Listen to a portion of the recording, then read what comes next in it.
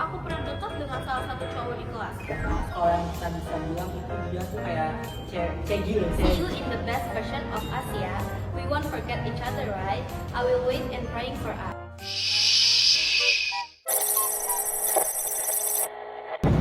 Halo Dobesian, kembali lagi di Dupo Caksi, Dua Podcast Bincang Asik. Hari ini kita mau ngapain sih Kak Vicky? Katanya kita mau podcast, tapi mana gue starnya? Kok cuma berdua? Nah ini dia pertanyaan yang bagus banget. Jadi kali ini kita berdua ingin membacakan sebuah manifest yang dari kalian semua yang udah diisi di Google Form kita. Nah gimana sih Kak kira-kira teknisinya? Oke, jadi sebelum hari H kita udah mengirimkan link Google Form untuk kalian semua isi. Dan pada hari H kita akan membacakan cerita-cerita dari kalian semua nih gitu. Jadi sekarang kita akan baca cerita-cerita kalian dan memberi tanggapan akan cerita tersebut. Oke. Kayaknya daripada kelamaan kita kenalan dulu nggak sih? Oke, biar nggak boleh. terlalu asing nih ya. Iya. Aku Devina Tarisa Putri. Dan aku Fikir Ama Samsureto. Oke, kita langsung intinya aja ya guys. Jadi kita di sini akan membacakan cerita-cerita dari kalian semua yang sudah kirim ke Google Form kita. Oke, jadi buat cerita pertama itu dari anonim yang ceritanya itu dari awal kelas 10 gitu. Hai, aku mau cerita. Aku punya pengalaman yang menurutku ini cukup sedih. Waktu aku kelas 10, aku pernah dekat dengan salah satu cowok di kelas. Sebut aja dia Biru. Awalnya kita nggak kenal satu sama lain, meskipun udah satu semester berjalan. Tapi ada satu momen di mana aku mulai dekat sama dia. Awalnya aku nggak tertarik sama dia, sampai akhirnya ada momen di mana aku realize kalau aku punya perasaan ke dia. Aku nggak ngungkapin itu sama sekali ke dia, jadi kita masih bisa tetap berteman baik. Aku tipe orang yang gengsian, tapi cuman ke dia aku berani buat ngajak ngobrol duluan. Bahkan aku sampai gangguin dia, dan dia nyebut aku sebagai anak rusuh. Aku nggak kesel, aku malah suka kalau dia nyebut aku itu. Aneh sih, tapi kalau dia yang nyebut kayak gitu jadi nggak aneh. Berjalannya waktu kita semakin dekat sampai akhirnya kita mau naik ke kelas 11. Aku dengar dari teman-temannya kalau dia mau pindah sekolah. Awalnya aku ragu pas dengar itu. Masa iya sih? Dalam konteks apa pindah sekolah? Sampai akhirnya aku pastiin ke orangnya langsung dan itu benar. Dia bakal pindah sekolah. Sedih, pasti. Rasanya kayak aku selalu mikir kita bisa bareng terus sampai lulus nanti. Ternyata dia harus pindah dan aku nggak bisa lihat dia lagi. Aku mikir apa perasaan ini harus dipendam terus aja. Apa aku harus ngasih tahu dia? Dengan segala resiko yang udah aku pikirin, entah bakal asing atau gimana, aku mutusin buat nyatain perasaan aku di hari yang aku kira bakal jadi hari terakhir kita ketemu. Aku nyatain perasaan aku dengan gak berharap apa-apa. Aku cuma mau temenan sama dia, gak lebih untuk sekarang karena aku sadar masih banyak yang harus aku kejar. Dan alhamdulillahnya respon dia baik, meskipun dia gak ngasih tahu apa jawaban dia. Tapi dengan respon dia yang baik, aku jadi lega. Setidaknya aku udah ngasih tahu semua yang aku tahan selama ini. Setelahnya kita semakin dekat sebagai teman. Wow, keren banget cerita dari ini. Kayak benar si cewek ini kayak benar harus ngejar banget sama si cowok itu ya. Bener, dia tuh kayak awalnya cuma nganggep temen nih Kak, Iya. tapi ternyata as time flew by, dia tuh baper nih. Gimana ya ceritanya ya? Kayak Kok bisa baper sama teman sendiri, tapi kalau mau confess juga bingung. Iya, Ini betul. bakal hancur nggak nih pertemanannya? Apa Iya, bakal bener lanjut banget. gitu? kayak sedikit relate sih sebenarnya. Relate sama Iya apa bener, nih? bener. Tapi ini bedanya tuh si cewek ini yang confess ke cowoknya, sedangkan sama confess kan si cewek sini. Lancar? Ya gitu deh. Gitu. Oke. Sebenarnya kalau dari cerita ini menurut aku si ceweknya itu berani banget Iya. ya Kak. Kalau yang kita bisa bilang itu dia tuh kayak cegil ya. Kalau Cegil. bahasa awalnya cegil gitu. Rayuan perempuan gila nih. Betul. Dia tuh beneran berani banget karena di zaman sekarang itu Nah. pasti banyak banget yang gengsi kan Betul, buat confess betul. dan takut akan penolakan. Tapi dia enggak nih, dia Si cewek berani. berani banget. Itu keren sih Kak. Iya. Terus ada juga pesan dari seseorang ini untuk Biru. Katanya, see you in the best version of us ya. We won't forget each other, right? I will wait and praying for us. Yang artinya dia itu berharap bakal ketemu sama Biru di versi terbaik mereka gitu. Dan kita nggak akan ngelupain kenangan kita yang Wow. ada kan gitu. Iya, iya. Dan si cewek ini tuh beneran berharap dan selalu ngirim doa buat si biru gitu. Keren banget sih cewek ini, kayak bener kayak dia berharap banget si cowok ini akan datang lagi di masa Iya. yang akan datang. Wow, Itu keren sih. keren banget, sampai didoain gak sih, kayak bener-bener apapun itu didoain sama dia gitu. Menurut aku itu tuh the next level sih kak. Kayak Hmm, suka bener. to the next level nih, udah berani berdoa Berdoa buat si ke Tuhan untuk seseorang yang kita Betul. sukain. Itu keren banget sih menurut Betul, aku. betul. Oke, next ke cerita selanjutnya, yaitu dari, kita sebut aja namanya Cu. Jadi di sini aku mau cerita tentang kejadian yang benar-benar bikin aku muak. Jadi waktu itu aku lagi jalan pulang dari rumah teman aku.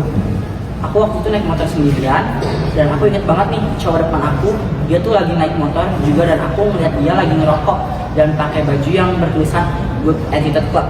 And I was like, serius ini Good Attitude dari mana? Intinya pada jalan pulang, aku tuh dia kayak gerutu gitu. Terus karena kayak gerutu ke pengendara tersebut gitu, kayak wow. Gara-gara merokok nih di Itu jalan nih. bahaya banget ya ternyata. Iya. Dan juga nggak masuk akal juga, dia pakai pakaian yang bertulisan Good Attitude Club tapi attitude dia nggak ada gitu. Mana nih attitude-nya gitu. Kenapa rokoknya masih dipakai di tengah jalan? Betul, gitu nggak make sense nih? banget sama bajunya yang dipakai nggak sih? Mungkin itu ada benefit untuk si perokok ya kan? Betul, Tapi betul. kan buat kita nih, aduh rugi Aduh. banget nih kita nih kayak. Kayak untuk bagus sih pertanyaan dari ini, bener. cerita dari bagus banget, kayak buat si perokoknya ini harus sebenarnya harus bersadar gitu, kayak Harus nggak stop. boleh, iya bener, harus stop merokok di jalanan. Selain asapnya itu kena kita, itu tuh juga baraknya itu tuh bahaya buat pengendara lain. Karena kalau misal posisi kalian ngerokok dan ada angin, itu baraknya bisa aja kena ke kita, entah ke tangan, amit-amitnya ke mata, dan itu bahaya banget. Jadi kayak buta gitu kan, atau juga yang punya penyakit asma dan lain sebagainya, itu bahaya banget. Di jalan juga pasti kan nggak cuma orang dewasa, pasti ada anak kecil dan lain-lain. Itu kalau kena asap rokok tuh bahaya banget. Udah dunia ini penuh dengan asap polusi, ditambah asap rokok nih, double nih double nih pasti aslinya. nih. Ya. Oke, ada pesan juga dari dia, yaitu pelajaran aja buat kita semua, kalau lagi naik motor atau mobil jangan sekali-sekali merokok, karena kita nggak tahu orang yang sekitar kita ada yang punya penyakit asma ataupun penyakit jantung dan lain sebagainya. Merokok di jalan juga bisa berdampak buat anak kecil dan bayi yang menghirup asap nikotin itu, dan itu juga bisa berdampak ke diri sendiri juga. So kurang-kurangin untuk merokok. Aku setuju banget sama Setuju. Cico ini Betul. karena keluh kesah setiap orang ya, pengendara yang depannya tuh merokok aktif gitu loh, kayak mulutnya nggak bisa berhenti merokok, sabar gitu, nanti ya tunggu Iya, di rumah. tunggu di rumah benar-benar. Oke, lanjut. Lanjut, ada cerita manifest yang ketiga. Jadi ceritanya dari anonim juga. Aku punya teman berenam dari kelas 8, kurang lebih udah 3 tahun temenan. Salah satu di antara kita ada yang rumahnya di Purwokerto. Jadi kalau kita mau main sampai malam, pasti si orang ini, oh ya, nama samarannya itu Melati ya guys, jadi kita panggil Melati. Jadi si Melati ini selalu nginep di rumah salah satu di antara kita karena rumahnya jauh. Puasa kemarin kita bukber, si Melati ini nginep di rumah Putri. Paginya sebelum Melati pulang, ibunya Putri bilang kalau duit ibunya itu hilang 800.000. Ibunya Putri curiga karena setiap si Melati nginep pasti ada duit yang hilang. Ternyata sebelumnya Melati juga pernah nginep dan duit ibunya Putri hilang juga. Akhirnya ibunya Putri ngecek tas Melati pas Melati lagi mandi. Dan ternyata benar, di tas Melati ada duit 800.000 itu. Tapi kita berlima di depan Melati pura-pura nggak tahu kalau Melati yang ambil duitnya.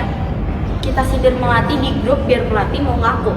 Tapi sampai seminggu dia nggak ngaku-ngaku dan nggak minta maaf. Akhirnya Melati di PC dan dia baru mau ngaku dan minta maaf. Wow, kasihan banget dong. Jahat Banget bro, Jahat. jahat banget. Kayak nggak nyangka aja gitu, dia udah bener-bener bersahabat, kayak teman sejati intinya gitu, kayak tiba-tiba dipatahkan oleh satu orang doang. dengan kebohongan. Bener, loh. bener. Itu tuh kayak sebagai teman ya, kita pasti semua tahu struggle teman satu sama Betul, lain. Dan betul, kalau betul. emang dia punya kesusahan ekonomi, kita tuh bisa aja bantu loh. Jadi Iya. kita nggak harus nyuri kan. Betul, nggak usah bilang gitu ya kan. Dan si Melati juga gak mau ngaku, dia ngakunya ya karena ditegur. Betul. Coba ditegur. Gak bakal ngaku. Iya kan, Betul. maling selamanya nih. Maling selamanya nih kayak. Tapi menurut aku ini ceritanya gantung sih kak. Oh iya sih bener juga sih kayak tiba-tiba kayak dia tuh nggak lanjutin ceritanya apa yang kayak Iya. setelahnya tuh. Dia nggak ngasih tahu reaksi penulis, Penulisnya, reaksi ya. temennya. Reaksi temennya kayak gimana? Gimana setelah Melati ini ditegur dan minta maaf. Kalau jadi kakak jadi temennya Melati bakal ngapain tuh? Kayaknya udah bakal di cut off sih.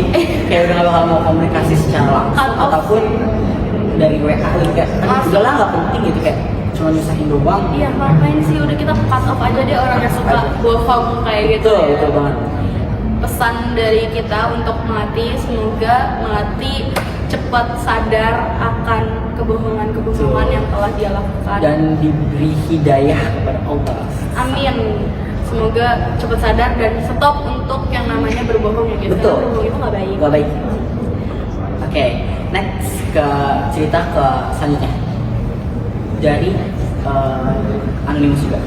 Jadi waktu itu aku masih umur 9 tahun dan udah rutinitas nih keluarga aku buat makan malam bersama pas pada saat menjelang azan Isya. Tapi malam itu berbeda. Daerah rumah aku ini termasuk rumah aku mati lampu waktu itu. Salah satu dari cahaya yang kami punya itu cuma lilin kecil di sekitar sudut rumah. Mama aku lagi manasin makanan tadi siang buat makan malam. Setelah makanannya sudah siap, mama aku tuh nyuruh aku buat manggil bapak, buat katanya kayak ke kamar buat bapakku tuh ke meja makan gitu buat makan. Untuk makan bersama. Dan aku langsung melaksanakannya. Pas itu aku juga buka pintu kamar dan aku lihat bapakku duduk telentang di kasur tuh dengan gaya bercanda kayak anak dan sama ayah tuh pada umumnya gitu kayak bercanda lah intinya. Dan aku menaiki badan dan lalu menepuk pipinya sambil tertawa. Tapi aku baru sadar bahwa wajah itu ada kumisnya dan dimana bapakku tidak berkumis. Tapi karena aku masih kecil, kayak dia tuh nggak berpikir aneh-aneh. Kayak cuma mikir bahwa bapaknya itu lagi tidur aja gitu kan, langsung pergi dan bilang ke mamanya kalau bapak gak bisa dibangunin gitu kan. Dan mamanya cuma bilang nyuruh duduk di meja makan sambil menunggu makanan dihidangkan. Namun kayak beberapa kemudian aku melihat ayahnya nih muncul dari arah ruang tamu kayak jalan santai senyum ke mereka semua tuh kayak menyapa mereka semua kayak langsung noleh. Tiba-tiba kayak dia tuh shock gitu kayak aduh serem banget dari sering gak sih? Kaget. Takut. Serem kayak tiba-tiba bapaknya Masih datang nih. Terus yang di kamar tuh siapa yang berkumis? Aduh, kayak kalau jadi aku sih kayak aduh takut banget. Aku nggak berani sih kak, sebenarnya kalau aku bahkan nggak bisa ngebayangin kalau itu posisi aku karena aku nggak berani banget nih. Kayak mendingan aku tidur aja deh daripada kayak gini. Tapi sebenarnya ceritanya dilatih sama aku. Sumpah. Iya, tapi bedanya kalau aku di luar kota, kalau dia kan di rumah, terus juga kadang ganggu. Kalau aku nggak di luar kota, jadi aku tuh waktu itu pergi sama keluarga aku juga. Aku sebenarnya puncak. Jadi tuh waktu itu aku sama keluarga aku tuh nyewa villa gitu kan. Nah, dari itu aku nyewa villa dan itu tuh jam udah mau jam sekitar habis Isya, sekitar jam 8:30 gitu. Nah, aku di situ kan kayak udah sekitar malam lah ya. Aku intinya tidur kan. Jadi kayak aku di tengah-tengah antara kedua orang tua aku kan. Jadi pada saat tengah malam tuh aku bangun kayak mau ke kamar mandi gitu kayak buang air kecil gitu kan. Kayak tiba-tiba pas aku bangun tuh jadi itu kan kayak kamar terus keluar tuh udah ada kamar mandi kan ke kanan kayak ada tembok nih. Pas aku bangun tiba-tiba kayak ada yang lewat ini. Terus kayak aku kayak bangunin orang tua aku kayak ngomong itu siapa, ada siapa. Terus kayak mama aku tuh berpikir positif thinking kayak oh itu orang lain mungkin kayak iseng aja. Terus akhirnya aku ditemenin tuh ke kamar mandi dan beberapa tahun kemudian aku belum berani cerita tuh pas aku udah menjelang masuk SMA kayak mama aku cerita kayak hal-hal aku sih waktu itu aku pernah dia cerita kayak waktu itu yang kamu cerita itu yang masih kecil itu yang kamu lihat orang di puncak itu ternyata emang benar itu penjaga di sana gitu. Kalau kita bisa sebut ya itu pocong gitu. Pocong, iya. Bener? Pocong. Pocong. Bener. Kayak makanya Takut banget kan. Kayak bener serem sih sebenarnya. Tapi itu menurut aku berani sih untuk ukuran anak kecil. Karena kayaknya kalau aku kayak gitu aku langsung nangis, teriak, minta pulang, kabur, Ya kan, namanya melarikan juga. diri dan lain-lain. Saking takutnya. Namanya juga umur 5 tahun. Nggak tahu, itu kayak yang tadi mau pipis jadi mau pipis lagi ditarik. Tapi dia kan jadi ditemenin gitu kan. Jadi kayak ya udah berani juga masih kecil kayak nggak ngerti apa-apa. Intinya Berarti anak kecilnya berani ya kayak kakak sama anonim ini karena Betul. di cerita ini pun dia berani, dia nggak yang takut gitu, dia malah santai dan positive thinking. Padahal jelas-jelas orang tuanya ini atau ayahnya ini tuh nggak punya kumis. Terus siapa yang ditindihin? Siapa tuh? Siapa yang dicubit-cubitnya gitu? bener-bener serem banget. Takut. Takut banget. Oke, next ke cerita selanjutnya yaitu ada dari Angin juga. Jadi dia mau cerita kayak sebenarnya ini cerita random aja sih. Tapi ini salah satu cerita yang paling dia suka sepanjang hidupnya. Jadi dulu sewaktu dia masuk SMP, dia tuh punya keinginan masuk sekolah SMP negeri favoritnya gitu guys. Terus dia tuh juga pengen banget pindah dapat sekolah negeri itu. Selain karena prestasinya, dia tuh juga karena dapat negeri gara-gara keadaan ekonomi keluarganya gitu guys. Terus dia juga kayak mau SMP negeri pilihannya dia itu sejak zaman dia kelas 4 SD. Terus zaman-zaman lagi COVID itu waktu itu. Terus juga dibuka pada saat COVID itu pendaftaran PPDB dibuka. Kayak bener-bener itu kayak dia lagi bingung banget, takut kayak bener-bener dia tuh kayak rajin sholat, rajin ibadah, kayak bener-bener dia tuh apa aja dilakuin gitu. Kayak bener-bener demi masuk SMP gitu. Kayak sampai dia juga coba ngejar malam Lailatul Qadar. Itu juga disaranin dari kakaknya. Tuh kayak bener dia kayak baca-baca kitab-kitab suci Al-Quran dan amal-amal lainnya yang dia lakukan supaya dia masuk SMP itu. Dan di situ juga dia diselipin kayak doa-doa buat dia sendiri gitu, kayak dimudahkan PPDB-nya, kayak doanya yang kurang lebih kayak gini. Ya Allah, jika SMP yang dia inginkan ini baik baginya, maka mudahkanlah aku. Pokoknya kayak gitu ya, terus sampai kayak terus-terusan sampai pengen lebaran gitu loh. Dia kayak terus-terusan lebaran kayak berdoa supaya iya benar rajin banget sampai akhirnya pendaftaran resmi dibuka tuh. Awalnya dia kayak ngerasa mungkin secara nilai dia tuh kayak nggak pede aja gitu. Bener pesimis banget kayak. Terus dimana yang dia tuh bener-bener berpikir kayak udahlah aku gak mau masuk SMP pilihan aku masuk SMP yang lain aja gitu. Kayak saya dulu dia udah pesimisnya banget gitu, kayak bener-bener udah takut banget gak terima gitu.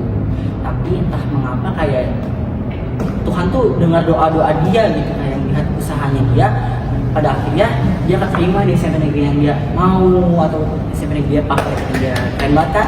Itu keren banget sih, itu tuh kayak mukjizatnya Tuhan. Betul. Yang dimana tuh kalau kita terus berdoa akan hal yang kita mau dan kita tuh benar-benar bertekad akan hal itu tuh pasti bakal jadi kenyataan guys. Bagus banget sih kayak dia berdoa pada Allah buat minta sesuatu. Harus gak sih menurut? Harus. Tapi emang zaman sekarang tuh sering loh berdoa, Betul. rajin sholat, tiba-tiba rajin sholat 5 waktunya lancar, sholat sunnahnya lancar, puasa Senin Kamis lancar, semuanya lancar cuman karena mau sesuatu gitu. Betul. Itu tuh pasti sering banget, cuman itu menurut aku nggak apa-apa banget karena ya di cerita ini dia tuh juga bertawakal gitu kepada Allah yang dimana dia itu berusaha sekuat tenaga dia dan Semaksimal mungkin ya. iya, dan hasilnya tuh ya udah diserahin aja ke Allah gitu dan akhirnya keterima. Tuh apapun hasilnya dia bakal terima dengan apa udah ada guys. Sebenarnya ceritanya juga kayak sedikit real life. Lagi nih, udah Lagi nih, relate lagi. Jadi bener sih emang kayak bener. Aku dulu waktu SMP tuh kayak udah bener pilihan salah satunya tuh kesini. Kayak SMA 12. Bener kayak pilihan satunya ini. Cinta nih sama Kayak aku tuh bener bingung kayak emang gak ada pilihan lain. Kayak aku bener berdoa semaksimal mungkin, sholat rajin, kayak doa-doa, minta petunjuk gitu kayak bener supaya terima di sini. Minta pertolongan. Betul, dan pada akhirnya terima. Alhamdulillah. Itu seberapa sayangnya kakak sama 12 UK ya tuh. Ini cuma pilihan pertama dan satu-satunya. Betul. Dan alhamdulillah keterima dan sekarang ya nikah fikih. Oke, next selanjutnya ada. Oke, jadi ini tuh masuknya tuh bukan ke manifest ya guys, tapi ini lebih ke pertanyaan. Dan kita ini bakal masuk ke Q&A karena di salah satu ini ada teman kita yang bertanya gimana sih caranya keluar dari zona nyaman. Karena dia tuh jatuh terlalu dalam di zona nyaman. Pengen gitu keluar, cuman kayak kelihatannya susah banget. Gimana tuh? Oh, Gimana caranya? kalau menurut aku sih harus dari diri sendiri sih. Kalau menurut aku kayak kalau misal dia cuma keinginan doang tapi nggak dilakuin ya bakal ada hasilnya Iya gitu. sih, iya, Iya iya. bilang kayak cuma pengen tapi nggak dilakuin, ya udah percuma gitu. Kayak kebanyakan nyiaping ya Ya, nih, nyiaping doang, ngomong doang tapi nggak nggak ada dilakuin. aksinya. Ah betul banget, nggak bakal ada. Mana aksinya gitu. Nggak ada. Jadi mau gimana pun kita omong ya kita harus ada aksinya. Dan itu tuh penting banget. Betul. Mau nggak mau harus dipaksa. Betul betul. Kalau mau ada perubahan ya mau nggak mau harus dipaksa. Harus dipaksa. Kalau kalian ngerasa begitu terus itu merugikan untuk kalian, ya berubah dengan cara memaksakan diri. Udah gitu aja, simple ya sebenarnya. Sebenarnya tuh ini relate tau. Oh relate nih. Oh.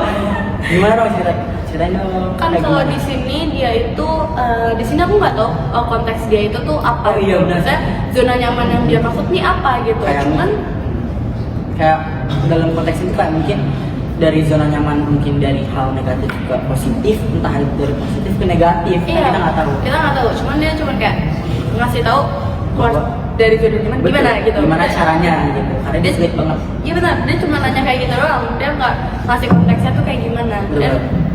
kalau aku tuh konteksnya, aku keluar dari toxic relationship yang Wow. selalu aku anggap zona Nyaman. nyaman. Toxic. Sebagai Gen Z, itu tuh yang namanya toxic relationship, itu tuh nggak akan sadar. Iya nggak sih? Iya, bener. Nggak tahu sih ini Gen Z doang atau semua Gen, cuman bagi aku sendiri, kalau kita lagi ada di toxic relationship, kita nggak akan sadar kalau Ya. kita lagi berada di posisi yang mematikan nih. Kalau salah, ya. Salah nih, posisi yang berdampak buruk ke kita nggak akan pernah sadar. Cuma juga kalau kita dikasih tahu bakal ya udah karena Iya. dia udah nyaman gitu. Karena kita di zona udah nyaman, itu. kita menganggap orang ini tuh sebagai tempat aman kita. Betul. Yang dimana kalau dia jahat ke kita bakal selalu ke orang itu dan dia selalu ada buat kita. Tapi ya mau gimana pun dia ini sebenarnya nyakitin kita. Kayak kita tuh sakitin satu sama lain gitu, Iya, iya. nyakitin satu sama lain. Dia Cuman- mau sama-sama pisah jadi tambah sakit ya. Iya, jadi kalau misal kita mau pisah, tapi sakit. Kalau nggak pisah, ya kita nih yang sakit juga. Iya. Kayak gimana dong? Cuman karena hal itu aku tuh bisa berubah nih Kak. Di fase sekarang nih. Iya di fase sekarang nih. Aku kalau dari aku ya ini pengalaman pribadi, kalau aku tuh emang pas awal tuh sakit banget. Pokoknya keluarin semua yang kalian rasain. Pokoknya kayak ya udah ungkapin, marah-marah, nangis-nangis, sedih-sedih, sebenarnya ungkapin aja nggak apa-apa sampai kalian tuh puas. Nah kalau kalian udah puas, kalian tuh bakal capek sendiri. Dan kalau kalian capek sendiri dengan keadaan yang terus berulang-ulang, yang dimana itu pengulangan ini tuh bikin dampak buruk ke kalian gitu. Iya, iya, Kalian tuh iya. kayak udah sadar, aduh ini ngulang-ulang terus dampak buruknya ke aku ada banget nih. Tapi susah nih mau lepas, gimana nih lepasin gitu. Kan nggak bisa gitu kan. Itu caranya kita harus ngerti dulu keadaan kita kayak gimana dan kita harus sadar dulu dampak kita kayak gimana. Nah, sampai pada akhirnya kita bakalan capek sendiri dan ya udah kita bakal berdiri sendirian gitu. Jadi kita bakalan berdiri dengan diri kita sendiri. Ngerti gak sih? Jadi yang dulu kita selalu sama satu orang ini, Iya, jadi- pas dia ninggalin kita nggak punya siapa-siapa kan? Iya, betul. Kita cuma punya diri kita sendiri dan kita harus bertahan akan hal itu. Itu tuh aman banget, itu nggak apa-apa banget menurut aku kayak gitu. Karena yang namanya zona nyaman, kalau berdampak buruk, ya udah kita tinggalin aja Iya, sih. betul. Masa nggak ditinggalin? Kalau kakak gimana? Kalau aku sih nggak ada sih, kayak nggak relate aja sih. Aku nggak pernah sih kayak gitu. Tapi kalau mager pernah kan? Kalau pernah sih, kalau mager pernah kalau mager. Pasti semua Gen Z nggak sih punya rasa mager gitu. Kayak semua orang deh kak, lebih tepatnya nih. Semua orang. Pasti tuh punya rasa mager yang Tapi gimana. kalau misal rasa mager itu nggak dilawan, ya kita masih ada di jalan nyaman. Iya, Makanya kita benar. lawan dengan cara kita lawan. Kayak misalkan udah aduh capek banget, mager banget gitu. Terus kalian malas berberes ataupun apa, itu kalian bakal tetap berada di lingkungan yang itu aja. Makanya kalau semager apapun kalian harus tetap bangun dan beraktivitas. Jangan pernah berhenti aktivitas kalian cuma karena kalian malas ataupun kayak aduh aku ngerasa aku nggak pengen deh ngelakuin ini. Itu tuh harus dipaksa kan? Harus dipaksa. Setuju kan? Setuju. Setuju. Oke, sekian yang dapat kami sampaikan. Kurang lebihnya kami ucapkan mohon maaf sebesar-besarnya. Dan mohon maaf apabila cerita kalian atau pertanyaan kalian yang kita belum bacakan pada saat ini. Semoga kalian semua terhibur atas keyakinan kita hari ini. Sekian dari kami. Thank you for watching. Dadah.